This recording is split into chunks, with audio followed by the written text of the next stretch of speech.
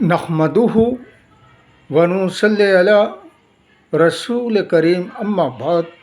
पश्चिम बंगला राज्य all India मुजद्दिदिया mission सर्वधर्म सम्मेलन कमेटी के सदस्य हैं हम मोहम्मद आसिफ।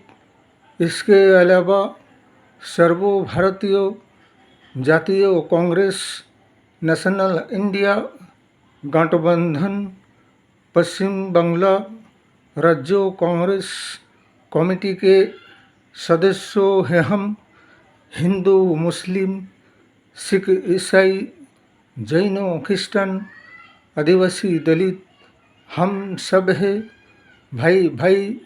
मजहब नहीं सिखाता आपस में बैर रखना।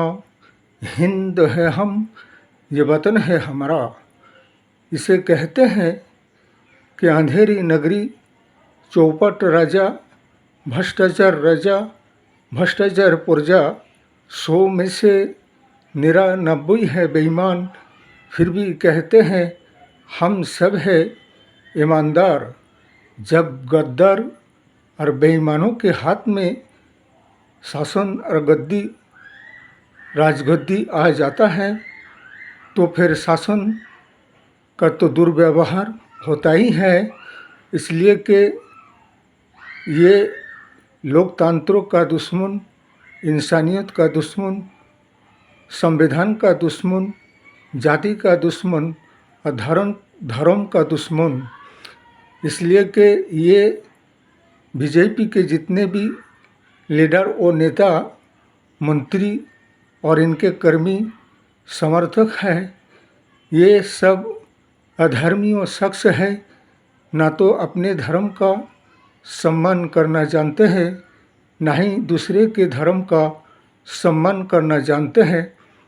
क्या हम बीजेपी शासक दल वालों से, उनके लीडर नेता मंत्रियों और मुख्यमंत्रियों से ये पूछना चाहते हैं कि 2014 से लेकर अब तक के 2026 तक के समय में जितने भी कार्रवाई हो रहा है, सिर्फ मुसलमानों के ऊपर बुलडोजर की। कभी मस्जिद को अवैध बताया जा रहा है, कभी मदरसा को अवैध बताया जा रहा है, तो कभी मजार को, तो कभी कब्रिस्तान को, तो कभी ईदगाह को। क्या हम बीजेपी शासक दल वाले से पूछना चाहते हैं कि भारतवर्ष में सारे ऑल इंडिया में बहुत से ऐसे हिंदू समाज के मंदिर है, मठ है, आश्रम है, क्या कभी उनका इन्वेस्टिगेशन, जांच और सर्वे कराए हैं क्या? अगर उनकी कागजात की, संपत्ति की, लीगल और इलीगल की इन्वेस्टिगेशन, जांच और सर्वे करके देखा जाएगा तो ना जाने कितने ऐसे मंदिर अवैध बने हुए हैं इलीगल तरीक़ा से सरकारी ज़मीन पर। अब तक कितने मंदिर को तोड़ा गया है।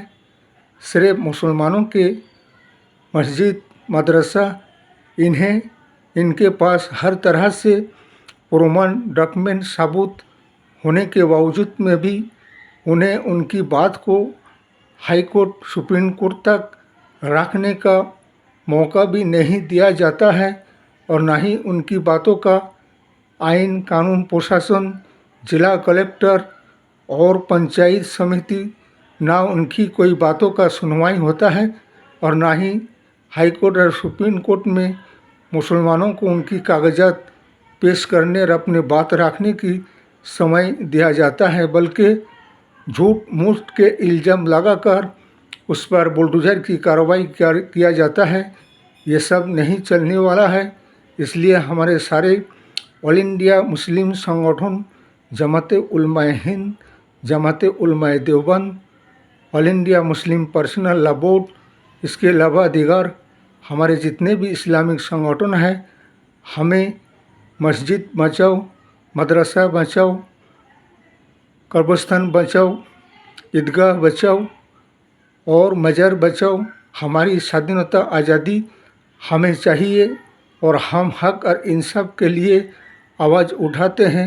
इसके लिए आंदोलन के लिए सारा ऑल इंडिया के 140 करोड़ मुसलमानों को इसके लिए आंदोलन में उतरना होगा और रास्ते में उतरकर हमारी मजहबी स्वाधीनता आज़ादी के लिए और हमारे आए दिन मजहब पर, मस्जिद पर, मदरसा पर जिस तरह से बुलडोज़र की कार्रवाई हो रहा है, मामूली चिंग हो रहा है, इसके खिलाफ आवाज़ उठाओ और हाई कोर्ट और सुप्रीम कोर्ट में ये बीजेपी दुशासन व्यवस्थाओं के खिलाफ मामला मुकदमा दर्ज करना होगा और हमें हमारी मजहब की हिफाजत के लिए सारे ऑल इंडिया में आंदोलन करना होगा, रास्ते में उतरना होगा और हमें अपने मजहबी स्वाधीनता आज़ादी से रहने के संविधान ने अधिकार हक दिया है। लेकिन एक ऐसा अधर्मियों और गद्दार शख्स, शैतान और इब्लिस के बच्चे सब राजगद्दी में बैठे हुए हैं, जिनकी वजह से आज देश और राष्ट्र चमन को ये उजाड़ने आए हैं। उजाड़ने के सिवा बसाने, रचने, सजाने का काम इनका है ही नहीं।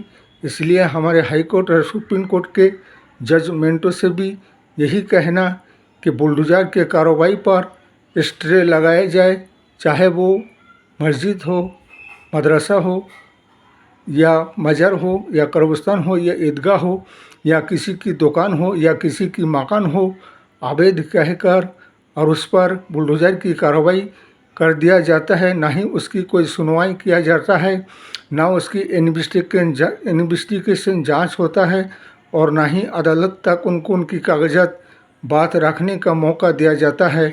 इसलिए ऐसा दुशासन, भ्रष्टाचारी, संविधान के हत्याकारी सरकार को हटाओ, देश बचाओ, संविधान बचाओ, राष्ट्रीय एकता बचाओ, धर्मीय स्वाधीनता बचाओ। इस वीडियो को ज़्यादा से ज़्यादा लाइक दीजिएगा, शेयर कीजिएगा, सब्सक्राइब दीजिएगा। जय हिंद, जय संविधान, जय भारत।